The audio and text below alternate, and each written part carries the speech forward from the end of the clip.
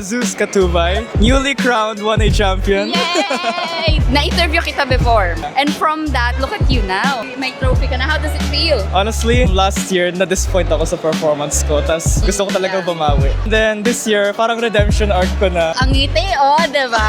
Ilan taong ka na? 15 years old. Anong taong ka una nagyayo? 2022? Yeah. Nagkalkula mo pa ako.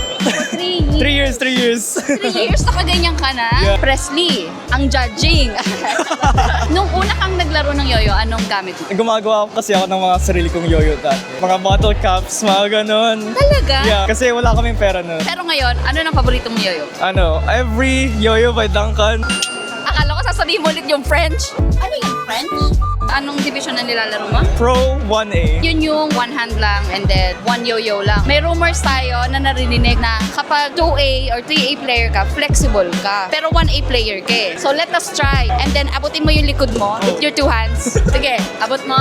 Okay, kabila. Ay, hindi. Hindi totoo ang chismis sa kanya. Magaling siya. Pwede kang mag 3A. Meron kaming isa pang tradition for this year where I'm gonna ask questions to know your knowledge about yo-yoing. So the first question is, sino ang nag-popularize na yo-yo tricks? Ala, yoyo tricks. I think para sa akin si Hiroyuki Suzuki. Ito talaga to eh. Gen Z. Hiroyuki Suzuki, yung mga ano nila eh. OGs. Second question. Ano ang 5 divisions ng yo-yo? 1A, 2A, 3A, 4A, 5A. Last question. Ano ibig sabihin ng letter A? Action. Final answer? Yeah. Okay. Sadly, hindi natin sasabihin sa kanya kung ano yung totoong sagot. Dahil we have a lot of people to interview, pero so far, wala pang nakakasagot kung ano ang letter A. Matalino pa rin ang lola nyo. Congratulations to our new 2005 Yo-Yo champion, Zeus, Katubay. the French talking guy. Ano yung French?